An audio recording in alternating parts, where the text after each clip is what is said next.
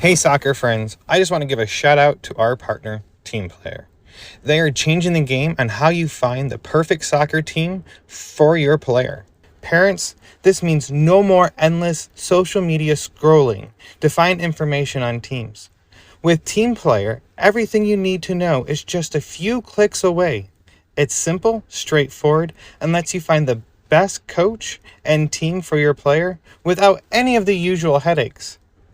And coaches, we all know how tough it can be to get your team noticed, but when you subscribe to one of Team Player's team plans, you instantly get access to set up an online team profile that allows you to reach more potential players and showcase what your team is all about.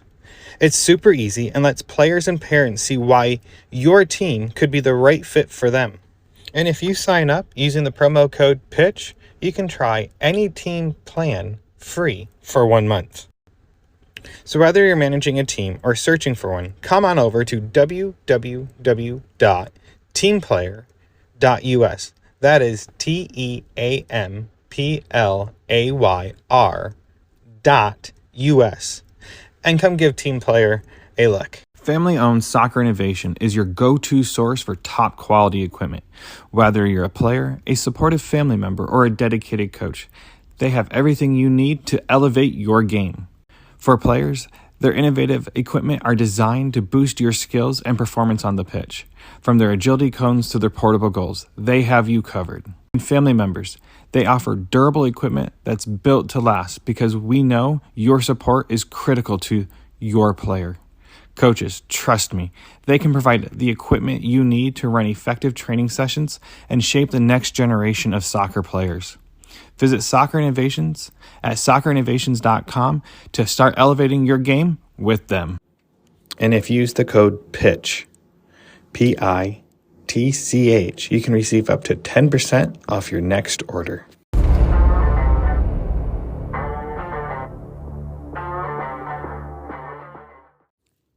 Hello and welcome back to Chat by the Pitch. This is Ian Babcock, your host. This week I have the final installment with Coach Alex from North Texas Elite Goalkeeper Training. Now, if you listen to the first 2 episodes, you will hear what he has to say. This is the wrap-up of it. It's the last installment. I hope you all have enjoyed these 3 episodes. And let's start this chat and head to the pitch.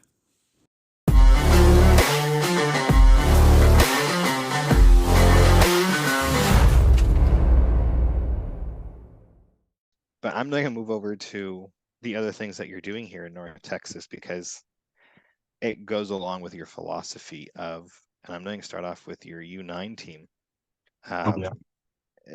You have them playing under the Aztec name, correct? Yes, I do. They are the people will laugh all the time. Let's go ahead and just put it already because it's going to happen eventually. They are pre-ECNL. I'm just kidding. I'm not going to do all that No, pre-US pre-academy. They're pre-elite. They're pre-everything. They're pre-Supercopa. You should just add all those names to them so I can get people to just flock to me and give me their money so I can just develop them.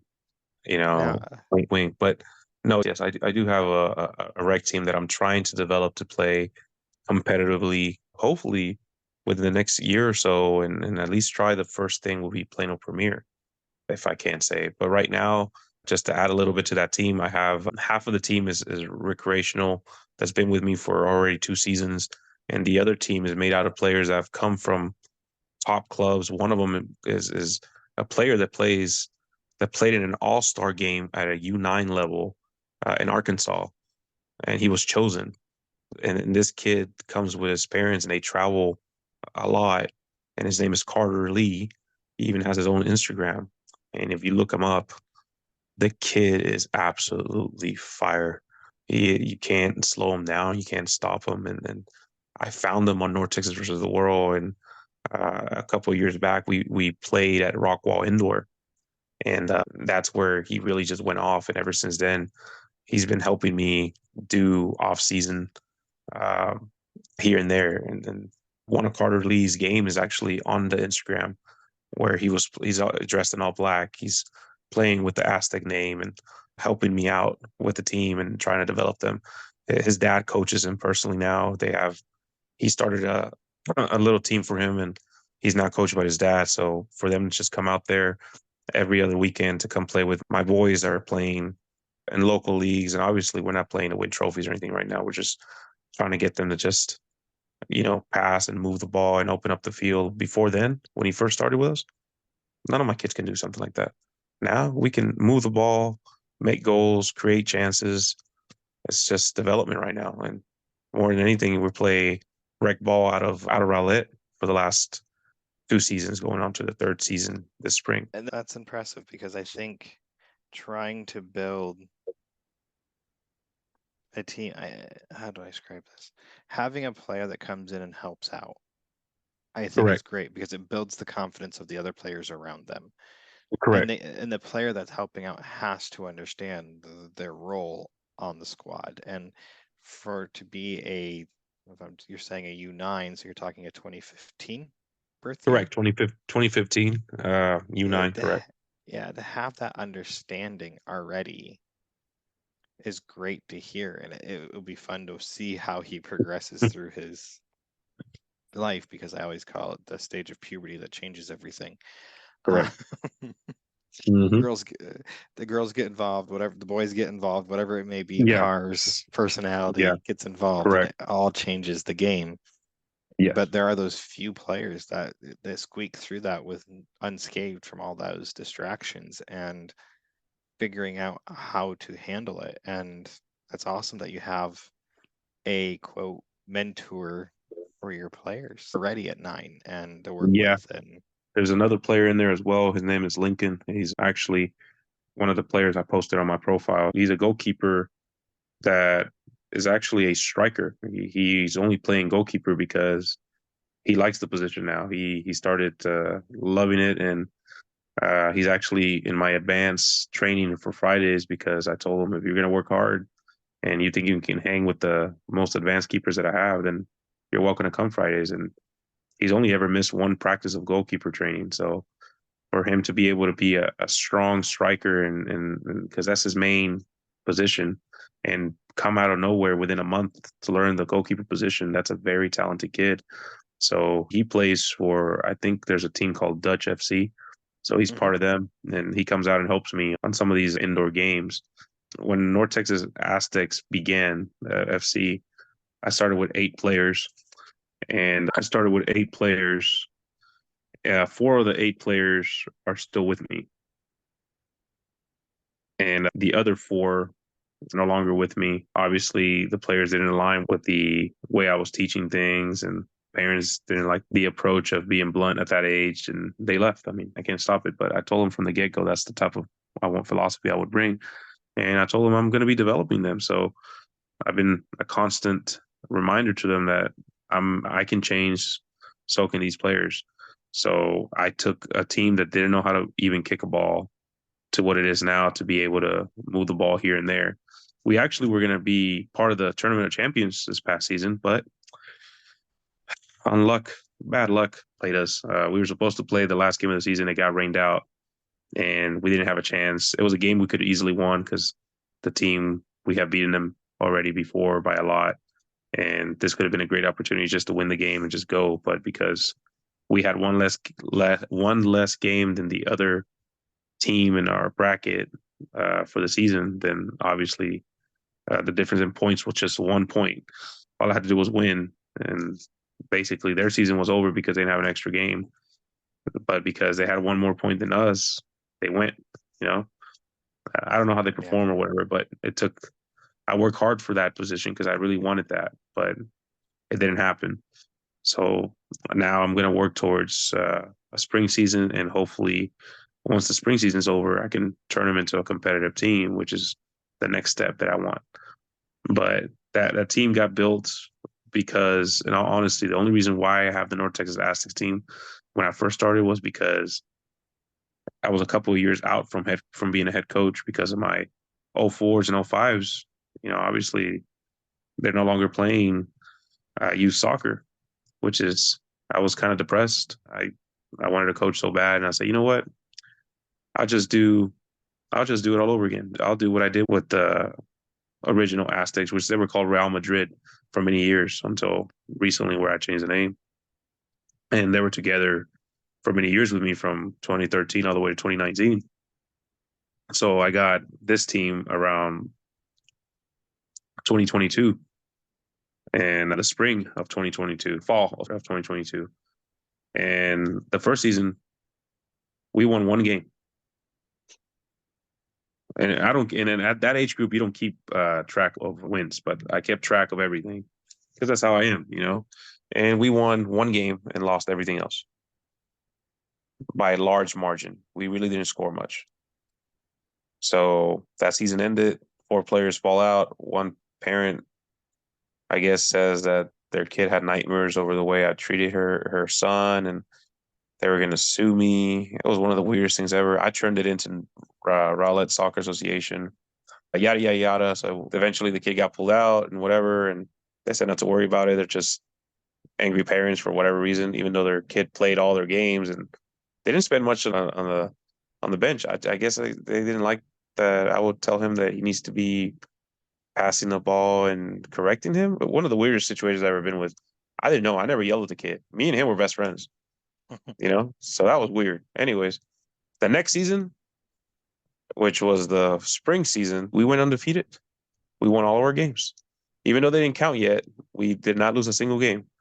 And it was 8 games in the season. So we won 6 and tied 2.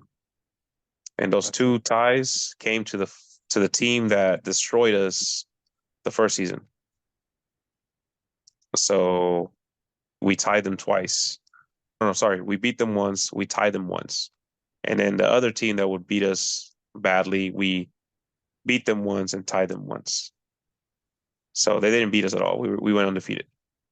And we scored a lot of goals. We were passing the ball, moving it, but that's because we did the fall season and indoor, and that's how I met Carterly and Lincoln. They came and helped me out. The funny part is that we started losing all first 4 games 0-4. I think the first game we lost like 26-0 or 26-1. First game. Remember, they played in that big field at Rockwall Indoor. Right. Yep. We lost 26-1. The next game wasn't any better. We scored like 7 goals and they scored like 23. And it went on and went on until the third game. I sent out a SOS on North Texas versus Soccer or whatever, and I had a bunch of kids come try out or come play. Out of those, Carter was one of them. And boy, can he play. He lit up. This kid can play, man. If you find his Instagram, you go see him, you can see what I'm talking about. He lit it up.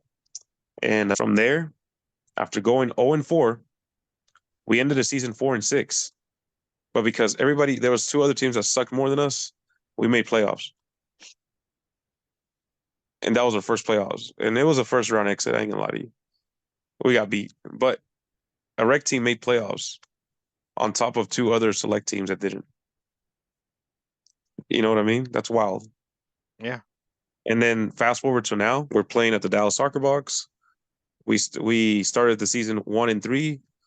The team is 4-3 right now. And this Saturday, if we win, we go to 5-3. So it's been a wild season. We ended up playing with Wiley Soccer Association because it's combined. So the only big losses we had were to the first and second place teams, and we ended up 5th place for the season. We should have ended up in 4th. Actually, we should have ended up in 3rd, and we would have played that last game. But the stats are the stats. So this would have been it would have been a 3rd round finish, but we finished 5th.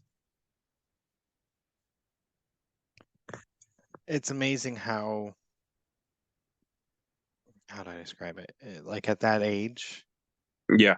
it's how you as the coach reacts to the end of the game. It's not so much the win or the loss.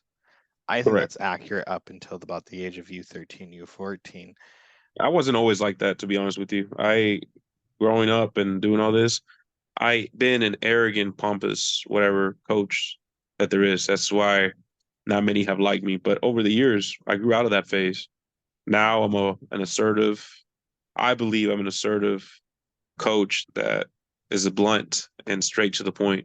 As before, all I care about was winning. I promise you, that's all I really care about winning. I only cared about the accolades. I only cared about myself, not the team. When I lost my 04s, 05s to age because I aged out, that's when I said, hey, all that stuff wasn't worth it. I want to continue coaching these kids. And that's what brought on the North Texas Aztecs U21 team. Out of that right there, me not being able to, me just not wanting to move on and my players not wanting to move on and say, hey, let's go to the next step, coach. Let's semi-pro. You know what I mean? But going back to the Right. North Texas Aztecs, U9, that's the reason why I changed the way I was, because this is the new generation that I'm coaching. And do you think, like, as a coach, I think this is the thing that parents need to realize. Coaches go through a process of evolution Uh-huh. themselves as players do. Like you said, when you were younger, it's And all about the only if they're willing to accolades. do it, though. Only if they're willing Right. to do it. And I think a lot of the coaches I have ran into, we all have a personality. We all butt heads over certain topics. Correct. But at the end of the day, the big thing that's the big driving conversation right now that I have is at what cost do you give up development? And what is development to those coaches? And when you start looking at any big name club, it's Uh-huh. all about the W's and the L's. And I don't care what club you're at, eventually you get to that point where that Yeah, matters. it is. But what You can't age, change that in North Texas. It's always going to matter. it'll always matter, but what age does it start mattering? And that's the Personally, important question. And to me, as a parent, I really don't care for the winning season or losing season as long as there's progression. correct. And That's like that's how my U9 started. Yeah. I can tell you right now about my son's team. It was the first 6 months. He had two players that played together. They were all coming from different places. And let me tell you, where they started off playing to where they're playing today, I Yeah. don't care what their record was for the season. It wasn't the most prettiest. And his coach even says to them, I don't care if you win or lose, as long as you're growing. That's all that matters. Because right now, that's all that does matter. And when you get to the age of 14, 15 years old, the byproduct of what he's instilled in these kids at a young age will be the byproduct for that win or that draw. And when I they think do lose, they're going to pick themselves back up and fight even harder for the next W. It doesn't, it's the kids that want it. It's not the coach then. And I think that's what's wrong with our Texas society, is that we're losing the golden years for the 50-cent medal for Facebook, not the but loss that these the kids learn problem, from. the thing is that the problem starts actually not so much with the coach anymore. I used to think it was the coach that promotes this whole, let's go get a medal, let's go this and that. It's When the you're in a club. for-profit program like Solar, BBB, FC Dallas, sorry, it's going to hurt some of y'all's feelings, but yeah, you got to hear this. It to them, being able to show something for the amount of money that you're charging these kids matters 100%. So I get that. No problem. It's understood. That's part of the reason why these parents are paying money for. And you're free to do that. If you're not looking for the development, well, you say you are, but you're not going to get it. It's a super team that was built. So when that super team meets another super team at, I'm going to use this as an example because I see it a lot, at Super Copa Elite 200,000 Memorial Bobby tournament. Mm-hmm. Okay. And those two teams destroy everybody in their paths. And y'all eventually meet at the end. You know, obviously only one person can take the trophy home, right? Other team's gonna be gone. That right there in itself, entering all these tournaments for silverware, I don't believe it's growing the sport.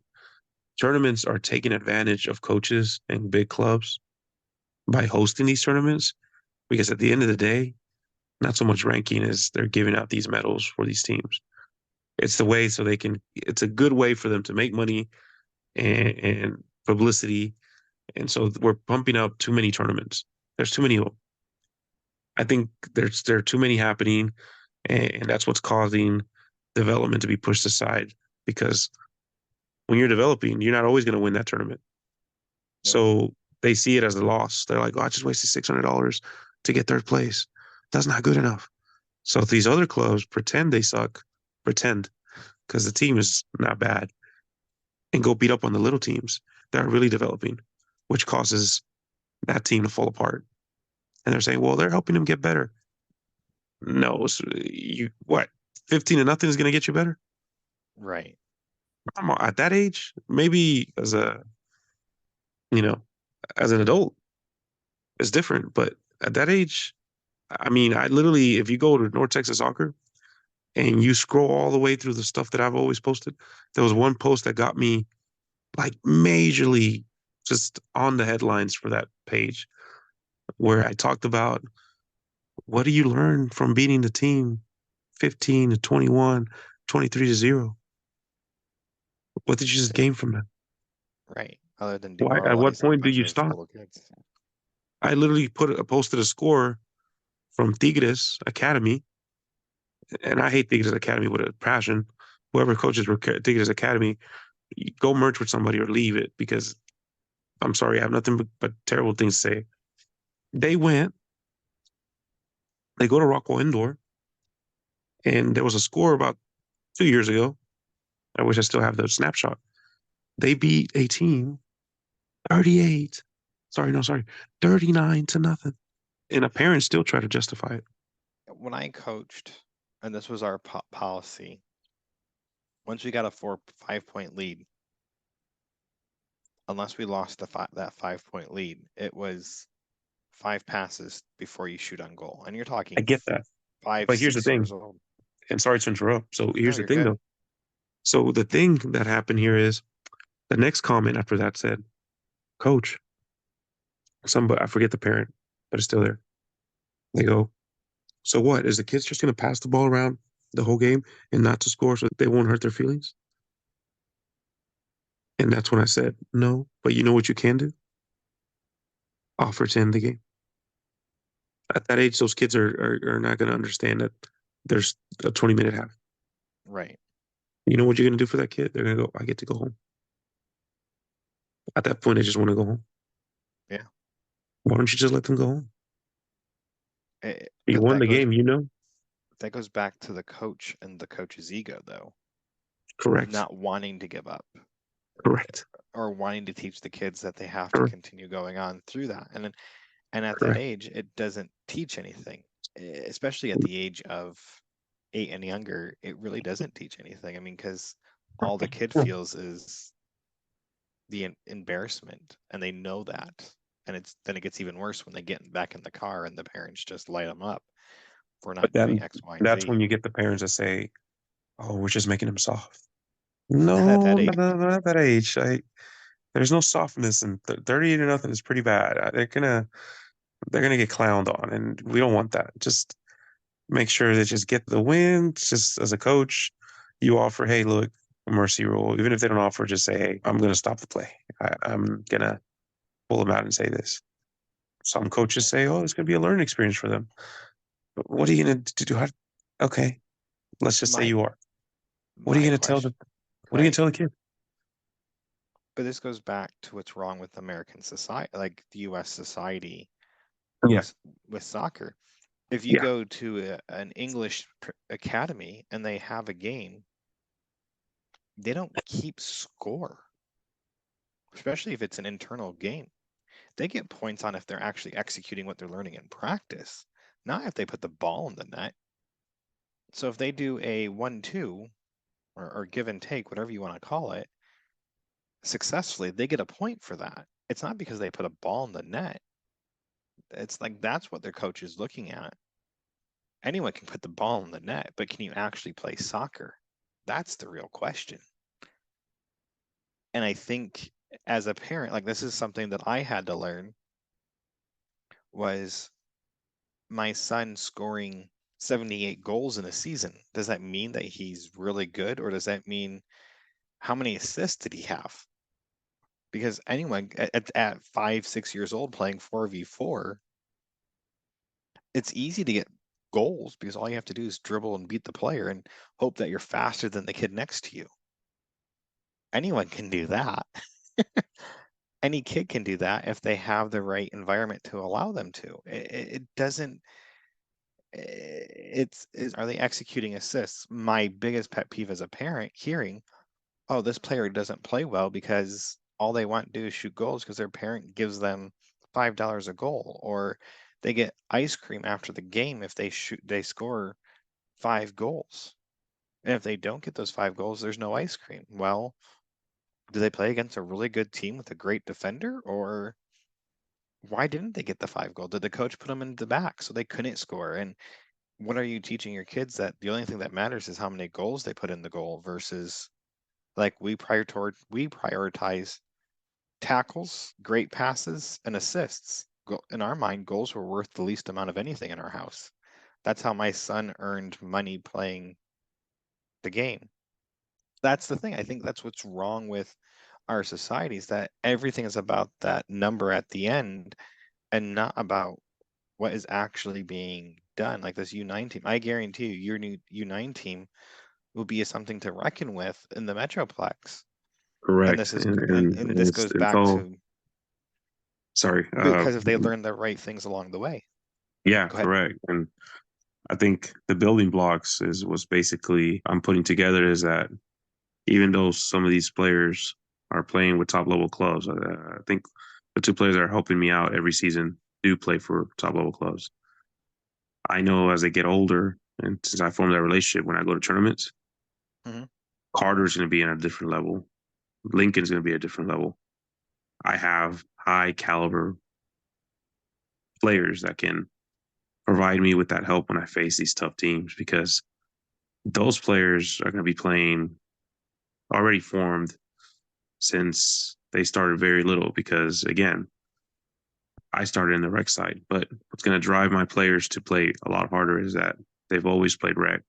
And now that they have that talent to compete with some of these high money clubs and just so many resources to their disposal because of the cash flow, to me, to be able to come in and possibly beat them 1-0, 2-0 in a tournament play, it's going to upset a lot of parents, and it's going to open their eyes and go, you know what?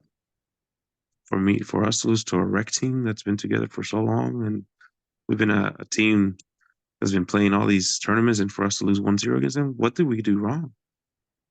And I'll Right. tell you right away, it's that this team they're driven, and because a lot of these clubs are only driven by just winning, the motivation is just the pressure is just too high for these kids. They're creating the pressure of a college kid to a kid that's U9. I tell Right. my players, my kids, hey, we lost. Oh well, life goes on. In the past, I wasn't. I'll tell you that real quick. I wasn't that coach. I took things to heart. But now that I'm in the position that I am with my U21 team, I'm no longer that coach.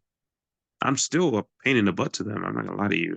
My U21 players still fear me, but it's a good Jimmy Johnson fear. Is what I would It's say. a respect. It's not a fear. And I think Right. you need to change the terminology. And I think And that's the difference. that is a huge difference. So the North Texas soccer has there's a lot of issues that we all pointed out that's wrong with it. You know, and the main we always go back to this to the number one issue, which is money, and that's never going to change. But there is one thing that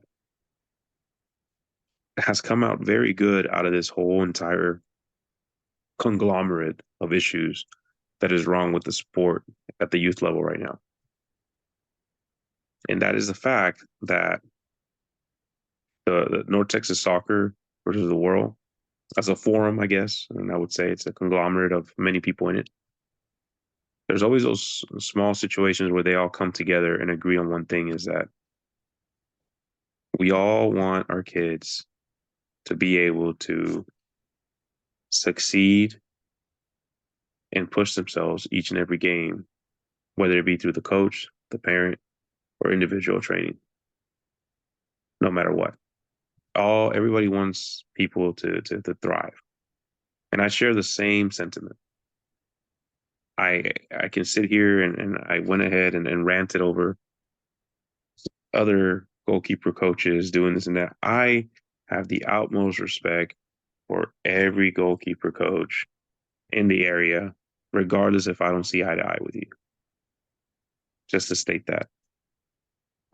But I do believe we have to do a better job when it comes to providing for the goalkeepers and the players. If they're not goalkeepers, let's move the goalkeepers over aside. But providing as coaches the avenue for our players to be able to develop themselves. And we have to go ahead and set a standard where we can go. Do we really have to make everything about money? At what point can we make those changes and not make it about that? And I don't want to hear that, oh, well, there's discounts available, there's scholarships, we sometimes bring skills clinics and it doesn't cost a thing. And I'm like, those are little nitpicks. It's like you going to the kitchen, getting a banana and cutting me a small piece and going, here's a whole banana. That's just a piece of it. No, it's a whole banana. What do you mean? That's not what I asked. No, I gave you a banana. I gave you something. Okay, I want steak. Oh, okay, here's a steak. That's just a piece of meat. Yeah, a little piece of meat. That's still steak. You said you wanted a piece of steak. That's the things that I'm trying to stop parents and coaches from doing anymore. That needs to stop. In order to change our soccer community, I'm a firm believer. It is hard. Difficult. It's very difficult, and what you're doing is very rare. But at the same time, I know human behavior to a degree. Yeah. And putting this, everyone has to have skin in the game in some form. Correct. You have your time. That's your skin in the game and your talent that you're teaching. But on the reverse side, having parents that are getting something for free, and I've been trying to think how to phrase this, and I don't think it's going to come out well. And I think you're going to understand what I'm trying to say. So I'll do a quick cutoff. So there's two forms of free. Did you know that? I want to hear what this is because you have me intrigued. In my mind, there's only one, so that's why you have me intrigued. So I want to hear what the other half of this is going. So, like I was saying, there's two forms of free, right? There's free, and there's sort of free. In your opinion, based on everything we talked about, North Texas Aztecs goalkeeping and everything associated with it, which one am I providing? I don't know. In my mind, it's there has to be something tagged to it. And my mind is what you went back to the very beginning. It is the commitment and dedication to the process. And that's the skin in the game that doesn't cost the financial side. So that's sort of free. Okay. Because I'm still asking you for something. I need you to pay me in commitment and discipline. That's my payment to me. That's what I'm actually taking. All right. Okay. And being able to at times donate money to be able to do things but that still falls under the same tree. So that's the same thing as commitment. You know what I mean? Right. I mean, that's sort of free. Okay. Now, next one, there's free. Okay. And that's where I think where you're probably going to touch on. Free means I'm giving you everything without asking anything in return. Meaning you walk in to a food bank, you don't have anything because you don't have anything, you're hungry. They make you sign your name here and there. Here's a box full of food. No questions asked, you move on. That's free. Now, how does that translate into training? So I believe the reason why some clubs don't offer this or services or for whatever reason, whatever falls into that free category, because we have parents, which is some, not all, that come to abuse this. So it ruins it for the ones that do need it. And so said club, said coach, said or organization stops from providing it the way they was. So now they want you to do sort of free, meaning you pay for something given to you and they'll give you something without charging you, but you kind of did pay for it. And that's the reason why they tend to stay away from that free because of that. So they try to go to my side. But the difference between mine, which is free, is there is no money involved. So you're probably saying, well, that makes no sense, Alex. What are you talking about now? Well, look at it.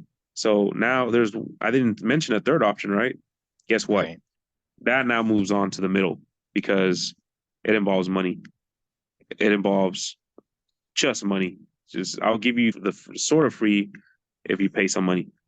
And that's the problem. You have, that little circle thing or whatever where the three circles come together and there's one common denominator in the middle.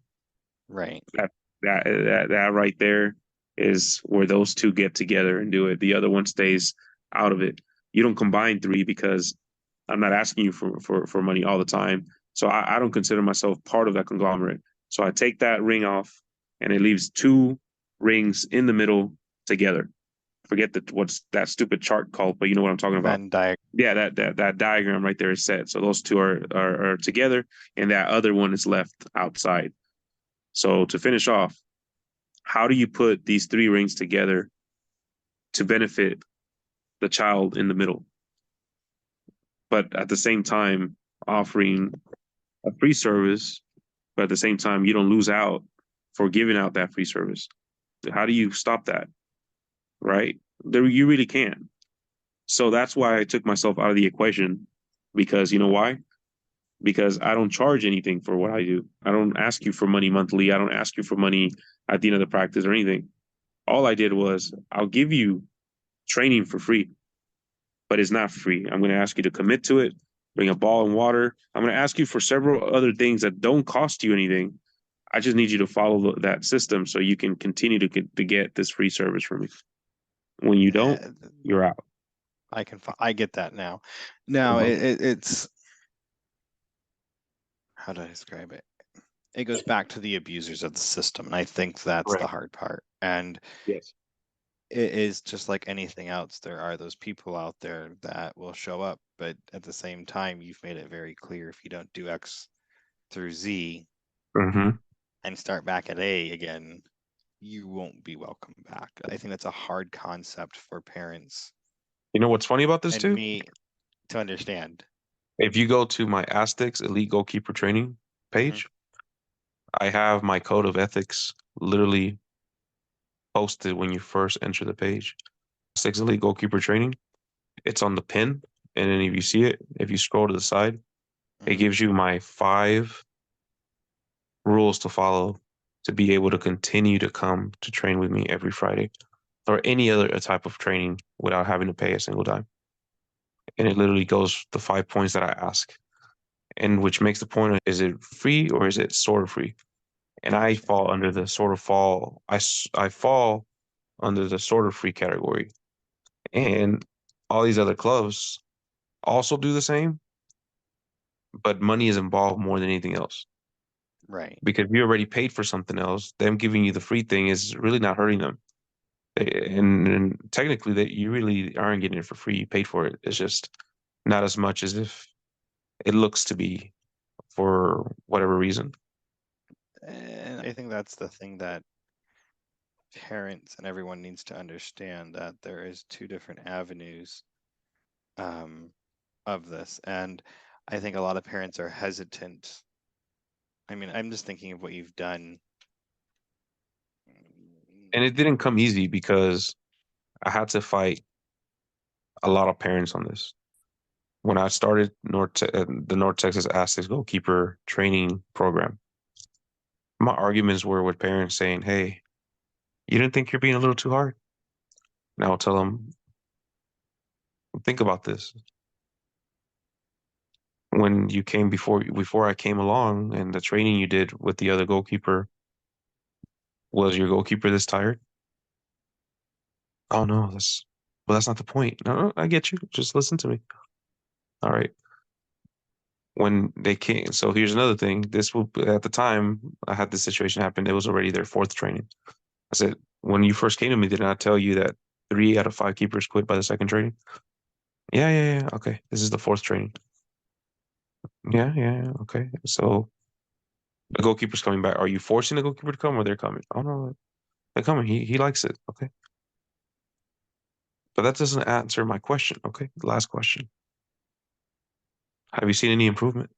"Yeah, yeah, he looks more alert. He's not as scared as he used to be, and less mistakes. Okay. But coach, can you answer the question? Why do you do this? And that's when I answered him. The reason why I'm this hard on him is because before, where you took him, where you paid money to, they were in fear that you would not come back. You haven't gone back to that coach in 4 sessions, I bet, right? No. There you go. That's why I'm that hard on him, because I want him to value what he's learning here that doesn't cost a thing, instead of going back to where he was and not being the goalkeeper that he is now. You know what, coach? Perfect sense now. Bet you didn't see it that way, right? No, no. I thought you had a personal out for him. I'm like, nope, no personal out. We're best friends. It doesn't look like it, but we get along just great. At first, we did not. That was the first practice. I told you we were not going to get along the first time.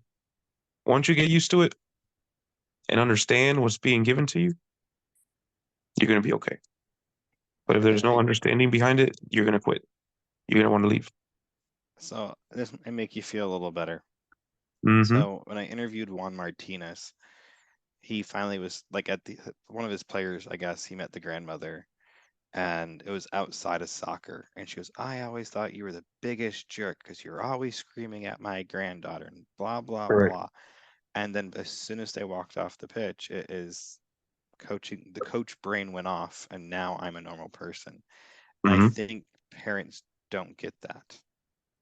They They don't. don't It's see that side of the equation, is that just because I'm on the pitch, when we get off that pitch, doesn't mean I'm like not come up to you, put my arm around you and say, hey man, how are you doing? Or how's your day? Or mm-hmm. I'm very proud of everything you've done so far. But you aren't going to hear that when I'm actually out there coaching to you. It is, I think that's the side of coaching that parents don't always see, is that there's you when you are on that 75 by 110-yard pitch, and then there's once you walk off that area and into the quote civilian world, Mm-hmm. you are a calm, cool, collective person that will be making jokes, razzing them, and having a good time. And I don't think parents can separate the two. I think the athletes can at young ages and older ages. As they get older, they understand the difference. But I don't think we as parents understand that. And I think it takes time to see that. We have had coaches that coached by fear. I'm talking truly fear, and on the pitch. And they're off the pitch, they're all having a lot good time, but my son didn't want to play for that coach again. They didn't want to play in fear, they wanted to play in fun, but being critical of what they're doing right and what they're doing incorrectly on the pitch. And I think there's a difference. There's a difference totally. You can still be that fun-loving person off the pitch, but you can still bring that same mantra to the pitch, but not, I guess, being somewhat being tough, being maybe not being the. I'm trying to think of a coach of the example, and I can't think of one because everything I think of is inappropriate. The coaching style that I'm thinking of, but it is, you can be gruff and rough on the field, but once you walk off, you can still be that kind, compassionate person that that player respects. And I think that goes back to what you were saying between the U9 team that you currently have and the U21 team. And it is different. I don't know how to describe it unless you see it, if that makes sense. And the thing with the U21 team, that is one of a bit of an eye to see when you see them play, is that because they've been together since they were 10. When they move the ball, the players know where to be at set time. Right. Now, you're probably saying, what does that have to do with coaching? Coaching's no different. Absolutely, absolutely nothing. What I'm saying is, I no longer have to worry about telling them where to go with the ball. They know what to do Right. with the ball. At this point, all I am doing is supporting them and guiding them on the field, subbing the players that need to come out, seeing things that they can't see, and that is it. I'm not here to tell the player to run faster. I'm not going to tell the player to go chase down a player. They already know what to do. My job is to be the team manager at certain times of the game. Now, when we translate, and I would say this, a lot of coaches don't see themselves as that. They're like, I'm not a team manager. That should be one of the players. You know? Until these players are about my age, then you can say different. But at this point, I am still a coach and team manager. And I don't mean in the sense of paperwork and stuff. I mean managing the field for them because their brains are not fully developed yet to see the field the way I'm seeing it. You know, players are still developing now.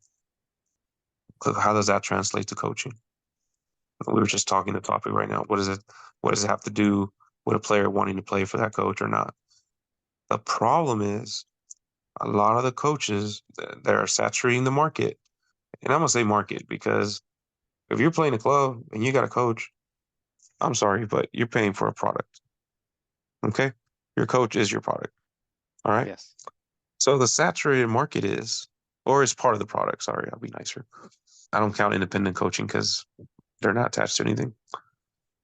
So a lot of the saturated market of coaches are the ones who go get their license. They're grassroots, right? You know, to get the license. Hey, yeah, yada. I got a academy club. Join the team. You know, coach by a licensed coach, whatever. So parents flock to that. Why? Because of the title. You know, it's just like as a teacher, you need a title. You need to be, you know, a bachelor's and to be a teacher or whatnot, right? So same thing. They see that they try to correlate these jobs that have diplomas to what a coach does. So if he has a diploma, he definitely knows what he's doing. You get what I'm getting with this. So the market is saturated by uneducated coaches that only see the game from an eyesight perspective. They do not go and connect the rest of the pieces that make what they're seeing with their eyes. And a perfect example, when you go to the store, you go buy milk. There's 3 different types of milk, right? Right. There's 1%, 2%, and whole milk. You're saying, what does that even mean? Well, as adults, we know that 1% less fat, 2% less fat. Whole milk, obviously, no fat was taken out. So that is the same way that coaches are viewed. They're like, oh, well, there's your D license, there's your C license. They see it as knowledge, when in reality, it's just a different level of license. So you're able to coach a different level of soccer in their eyes. But you can have all that and still not know the game. And I think we have too many of those, more than the ones that know the game. I don't disagree with. I agree with you wholeheartedly on that. I think just because you have a license, and I feel like a lot of these coaches that we get Hmm. here in the United States are former pro athletes, so they automatically get their D license, or they Right, get a pass on their D license testing to a right. degree, or they get to jump to have their C license right away and not have to take their D. And as a parent, eh, I have a hard time. It's like, what is it? The English Premier League will never let a former player be a referee, an English Premier Mhm, player be a referee. And they said, why? And it's like, because they see the game as an athlete, as a player and player only, and they can't distinguish that viewpoint anymore. It's that they mhm. only see the game. And I feel like a lot of coaches, if they don't start young, and I think this is very critical, and we can get in a whole conversation about this. Yes, I It's started at age 17. I think my son helping out his coach a younger team is so Hmm. important for my son. And Yeah. I had this dialogue with, I think it was Raymond Martinez, with Rayos. And it's like, me personally, I'm all for it. If he wants to help my son, go help him be the assistant coach, and all it is teaching Landon to pass the ball to the kid Hmm. and how the coach needs it so the coach can help the other kids. My son is starting to learn why it's important to have a good pass. It's indirectly, but he gets to see the game from the coaching side also if they start doing tactics. The thing is, the only way you reverse this, it's the easiest way to reverse all of this. It's actually pretty simple. It's following the little, I guess, I wouldn't say rule book, or let's see. Okay, I would say road. Following the road that I have, in my opinion, if you can teach a certain one of your players the game itself, and they're able to start teaching younger players the same, then you form a tree there, It's with yeah, roots. But the problem is, it going to be a good tree or a bad tree? right. And that is the hardest thing that I think there's the only solution for that is there needs to be more knowledgeable higher ups involved in youth soccer. But the only way you get that is by taking the monetized side to it away. And I Money think is preventing money right now is preventing the development of these coaches as well. yeah, Because when you combine yourself with another club, or you start out with a team that's wrecked, who is the first person knocking at your door? Hey, hey, yeah, I'm with FCL's Academy. You should definitely join us. You look like you have a great group there. Perfect. You join, sign. Hey, we're so happy to have you here. We just saw that little Mikey and little Roberto. Wow, 14 goals together in this game. Hey, listen, there's a great opportunity. There's another guy that has a team with the same age. Those two could play with them and, go to several games here and there. Oh, perfect. I'll send them. Yeah, great, great. Now those two players are gone. Now you yes. have the intermediate players left. Here comes again. Hey, man, I see those other two are growing nicely. You should invite those two as well. Well, you invite them too. Now you're left with development players, the ones that you were going to bring along with the ones that were advanced intermediate. Hey, man, unfortunately, it looks like we're probably going to combine you with this other team that we have. Guess what? The same team that they just picked players from too. And we're going to put these guys together. So you're going to get help because he's going to be your assistant now. Oh, okay. I guess. Yeah. So he has players. You have players. Wow. A team right here. I know we took a couple of players from you, but now you don't have to worry about that. Now you have a mediocre club team right now that you have to develop. Yeah. While both coaches, another coach that was in your same predicament, just sent his best to the other one to be coached by a different coach.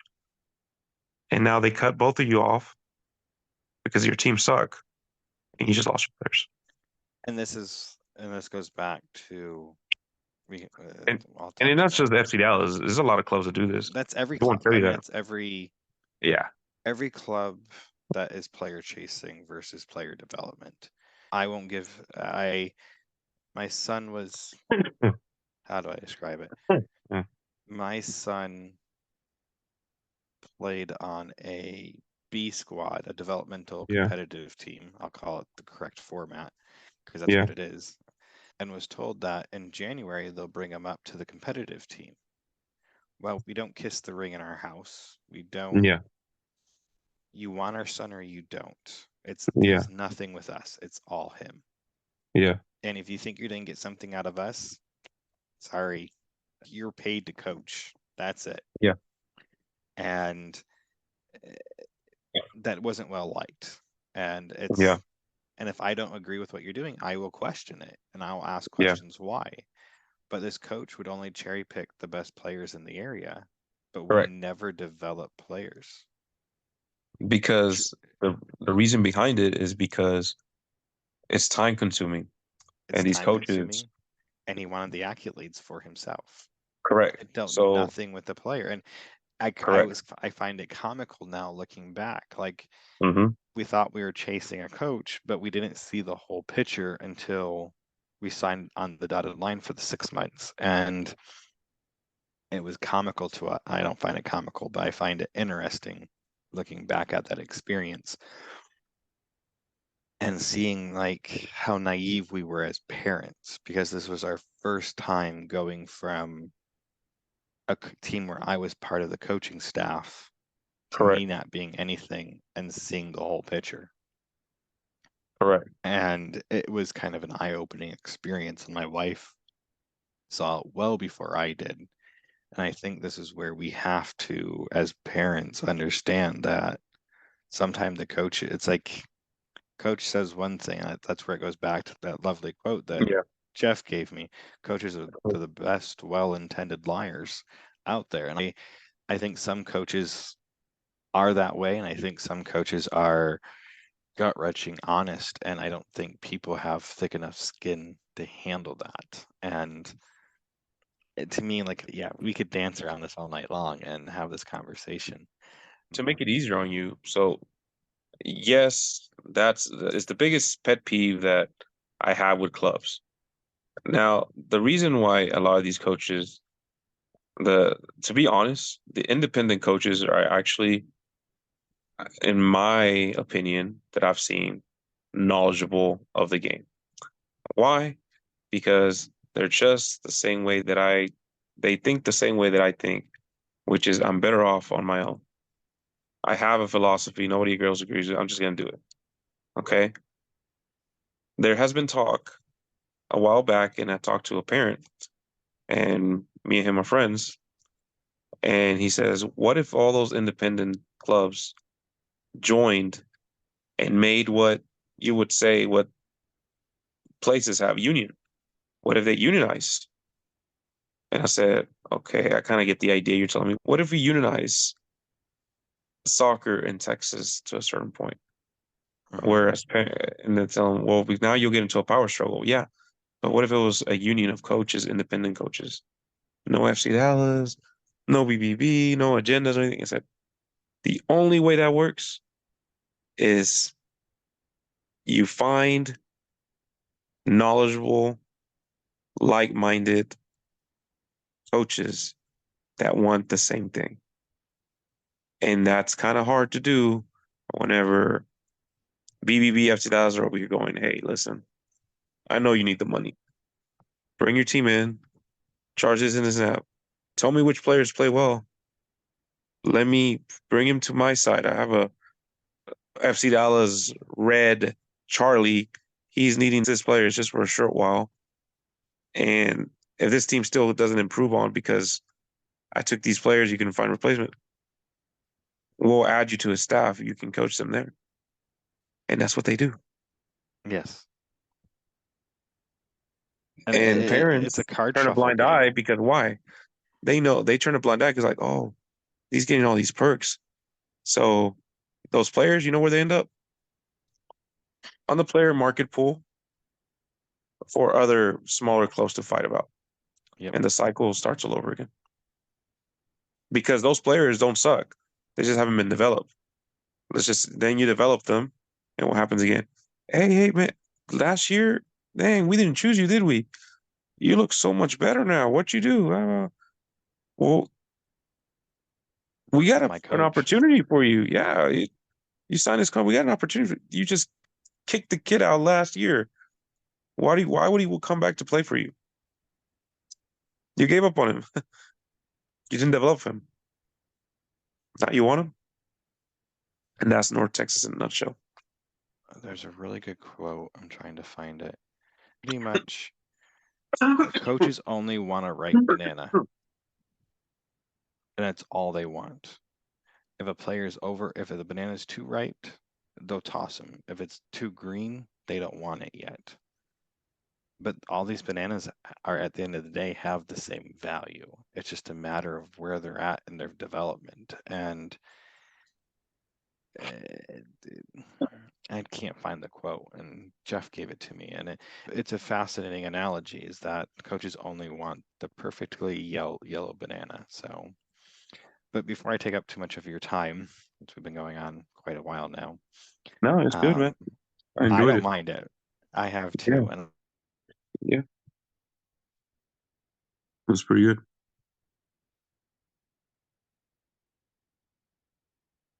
I have my favorite question, parents, whoever, What's up? but who has been your greatest influence as a player?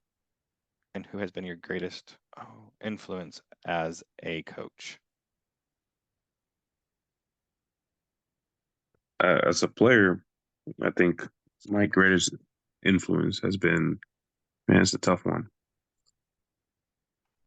It can be It's gonna multiple people off sound an over very, level. this is gonna sound very selfish, but I'm gonna say me as a player, me, my greatest influence, because when I totally broke down, it will be me because I broke down personally. When I totally did well was because I was able to do well. I never really had a coach that I could say will be behind me or push me. It's just, and my parents didn't go to my games. I actually would have to take the dart bus to go to the game sometimes because they were working, both of them. So I would go to rec games and take the dart bus to rec games. So my greatest influence has been myself because I know for a fact if I hadn't put myself in the position that a lot of these players and goalkeepers, if I hadn't put myself in the position that they are currently facing, which is not having a coach to be able to coach certain aspects of their game, then I wouldn't be here at all. I wouldn't be doing this at all because I wouldn't have known how to fix these players' flaws. Because there's so many things that goes into the game nowadays that if you can't change it or find someone to change it, then it's going to continue to go wrong. So my greatest influence has been myself because I know if I break down, it's because of me, and if I do well, it's because of me. And I have to continue to keep improving myself to be able to change others to better themselves because you are your own best friend at times. And I think this is all comes full circle when you're able to do things like this. So, and as far as from the pro perspective, Mourinho, bar none, one of the biggest influences as a head coach has been Mourinho. I love what he teaches and the way he reads the game is blunt and just straight to the point and no filter for the players that he coaches. Either he's going to love you or not like you. And if he doesn't, he's going to tell you how to fix it. And we need more coaches like Mourinho to motivate our players because the man won it all with the teams that he's coached in his almost 25-year career. And he did it all through self-perseverance. So Mourinho and me, myself as a coach, to drive me forward is basically something that I feel really strongly about. And I'm happy that those things are the driving force behind my coaching.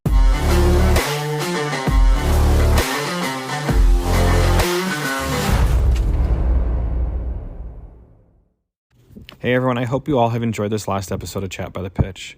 Sitting down with Alex, I learned quite a bit from him in our conversation about the beautiful game and kind of the negative side of it and why it motivated him to do what he's doing today.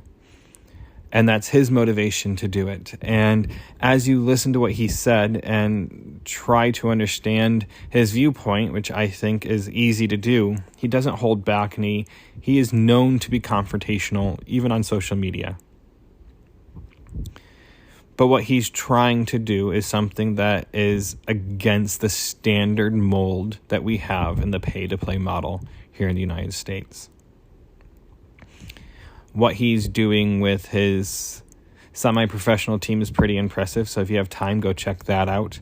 But as you are pondering what he has to say and things that have motivated him and things that have pushed him.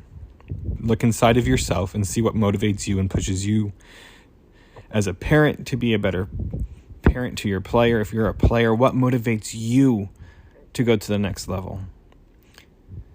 That being said, you have to want this more than anyone else and to play this beautiful game more than anyone else as a player. As a parent, we can only stand there and help them understand this next chapter of their lives. Hey everyone, if you guys have enjoyed this podcast, have enjoyed what I've been trying to do, the messages that I'm putting out there, please give me some ratings, some stars on all the podcast sites that you listen to this on. Give me a review, share this, share with others. The more I can make this grow, the more I can continue doing this. I'm really trying to make a difference in our soccer community. So I hope you guys have enjoyed all this. And until next time, I'll see you at the pitch.